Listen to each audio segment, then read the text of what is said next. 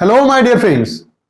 I'm Dr. Wasim I Khan, Assistant Professor, Shri Shivaji Law College, Parbhani, Maharashtra, India.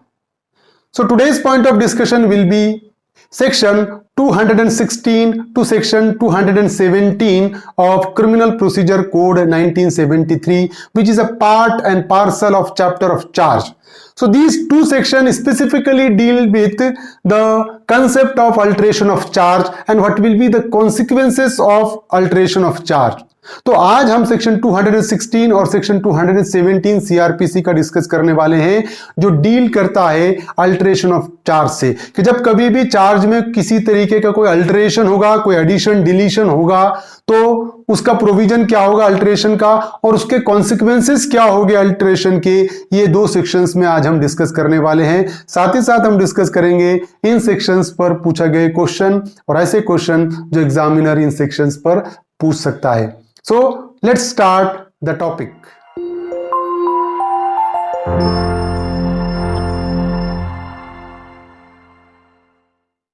Alteration of charge, section 216 and 217 we will discuss. Section 216 deals with court may alter charge. So court may alter or add the charge before the judgment is pronounced. So there is a question, when court can alter a charge? So the answer is mentioned under section 216 that court may alter or add charge at any time till the judgment is pronounced. तो question ये है कि court charge को alter कब कर सकता है, charge को ऐड या डिलीट कब कर सकता है। तो आंसर सेक्शन 216 में दिया हुआ है कि कोर्ट को पावर है कि जजमेंट सुनाने तक, फाइनल ऑर्डर पास करने तक कोर्ट कभी भी चार्ज को अल्टर कर सकता है, चार्ज में ऐड कर सकता है या डिलीट कर सकता है कोई चार्ज को। The court is having a power to add और alter the charge before the judgment is pronounced. Judgment pronounce होने के पहले कभी भी वो अल्टर कर सकता है कोर्ट। एवरी सच अल्टरेशन और addition shall read over to the accused alteration to be explained. So whenever the court altered the charge, such alteration of charge shall be read over to the accused. समझ रहे हो कि जब कभी भी court अगर कोई चार्ज अल्टर करता है, एक आधा सेक्शन ऐड करता है या एक आधा सेक्शन डिलीट करता है चार्ज में, तो उस सिचुएशन में वो अल्टरेशन जो चार्ज ऐड किया है, फॉर एग्जांपल वो ऐड किया हुआ चार्ज अक्यूज्ड को पढ़कर एक्सप्लेन करना पड़ेगा कि ये चार्ज तुम्हारे अगेंस्ट में ऐड किया गया है and that alteration to be explain. वो अल्टरेशन को एक्सप्लेन कर बताना पड़ेगा अक्यूज्ड को। This is the duty of court. So whenever court alter a charge, such charge shall be read over and explained to the accused person by the court of law. Court उसको explain करके सुनाएगा। State of Maharashtra versus Salman Salim Khan 2004 का केस है, hit and run का केस है, कि जिसमें शुरुआत में सलमान खान पे जो चार्जेस थे वो 304A में लगाए गए थे रैश एंड नेग्लिजेंट एक्ट के लिए, लेकिन बाद में कोर्ट ने वो चार्ज को अल्टर किया और 304A को कन्वर्ट करके कोर्ट ने 304 में अल्टरेशन किया। और 304 हम जानते हैं कि 304 आईपीसी का culpable homicide not amounting to murder के लिए डील करता है। तो इस केस में कोर्ट ने चार्ज को अल्टर किया था। Sub clause 3 deals with if the charge in the charge is such that proceeding immediately with the trial is not likely to prejudice any party in the conduct of the case. Suppose if the alteration of charge is such that it will not prejudice to the interest of any party in the conduct of the case. Suppose जो alter किया हुआ charge है, जो court ने जो charge को alter किया, वो अल्टरेशन से, वो चार्ज में बदलाव के वजह से किसी भी पार्टी का कोई इंटरेस्ट अफेक्ट नहीं हो रहा होगा, किसी भी पार्टी को कोई नुकसान नहीं हो रहा होगा, तो उस सिचुएशन में क्या होगा, द कोर्ट में after such charge has been made proceed with the trial as if the altered charge has been original charge. Suppose if no party has been prejudiced with the alteration of charge, then court will proceed in the matter as if the altered charge has been only original charge। तो अगर charge के alteration के वजह से अगर कोई party को कोई इंटरेस्ट, किसी पार्टी का इंटरेस्ट अफेक्ट नहीं हो रहा होगा, तो कोर्ट प्रोसीडिंग को कंटिन्यू करेगा। कैसा? कोर्ट ये मानेगा कि अल्टरेशन ऑफ चार्ज, जो चार्ज अल्टर हुआ है वो ओरिजिनली चार्ज है, ये ट्रीट करके कोर्ट प्रोसीडिंग को कंटिन्यू करेगा। कब? अगर अल्टरेशन से किसी पार्टी का इंटरेस्ट अफेक्ट नहीं हो रहा है तब। देखिए sub clause 4 deals with if charge is likely to prejudice, the court may either direct a new trial or adjourn the trial for such time as may be necessary to prepare his defense and prosecution to manage his evidence. But suppose if the alteration of charge is likely to prejudice the interest of any party, then the court may order for fresh trial or the court may adjourn the proceeding and the court will give a time to the prosecution as well as to the defense for preparation. तो अगर court को लगता है कि जो alteration हुआ charge, वो alteration of charge से किसी पार्टी का इंटरेस्ट अफेक्ट हो सकता है, तो उस सिचुएशन में कोर्ट क्या करेगा?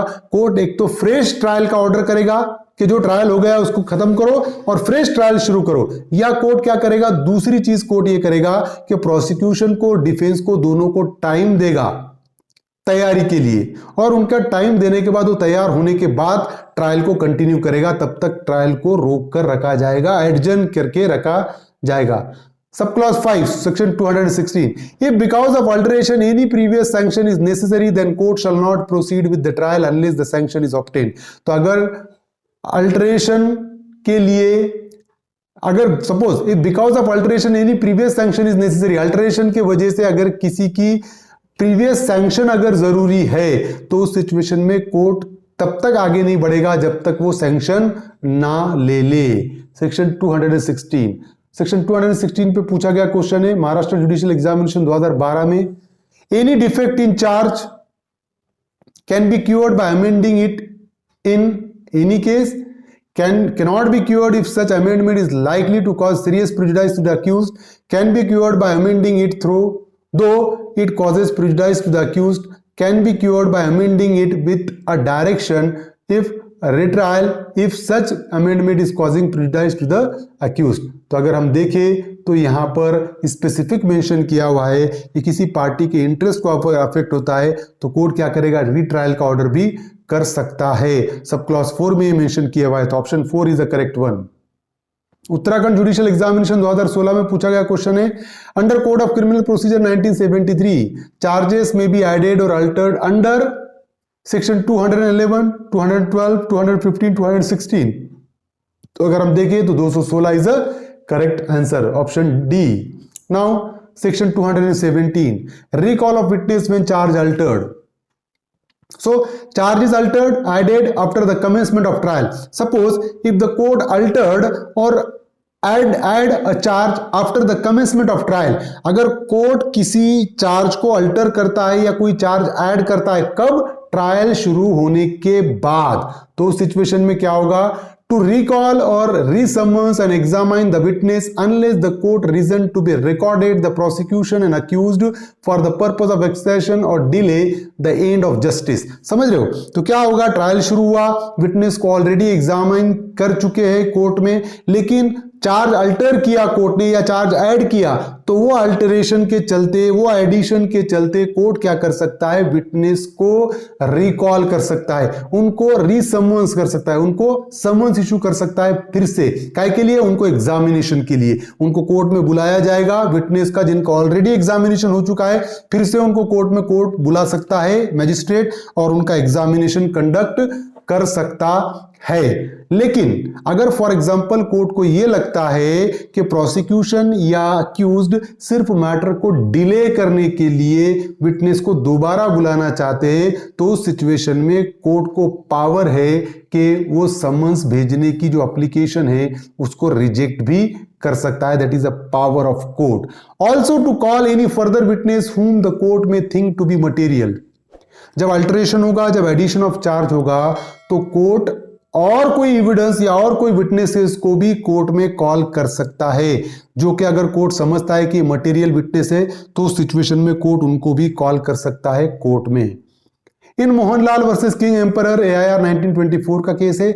The accused originally charge with section 324 and defence was closed, then charge was altered to section 307, no opportunity to examine witness and to procure defense was given, it was held to be illegal। तो ये case में क्या हुआ था कि accused पे जो originally जो चार्ज लगाए गए थे वो 324 के थे, punishment for causing grievous hurt and defence was close, मतलब अक्यूज्ड का जो कहना था वो कोर्ट सुन चुका था, डिफेंस भी क्लोज हो चुके थे, उसके बाद चार्ज को अल्टर किया गया और जो 324 के चार्ज थे उसको अल्टर करके 307 में कन्वर्ट कर दिया गया।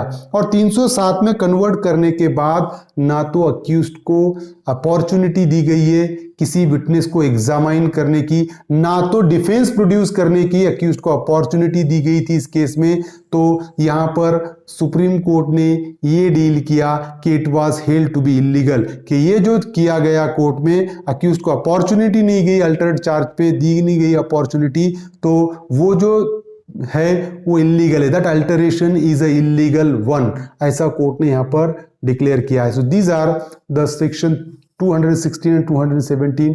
I hope you understand this topic. If you understand this topic, please subscribe my channel, hit the notification button, hit the like button and share this video with your friends. Thank you very much.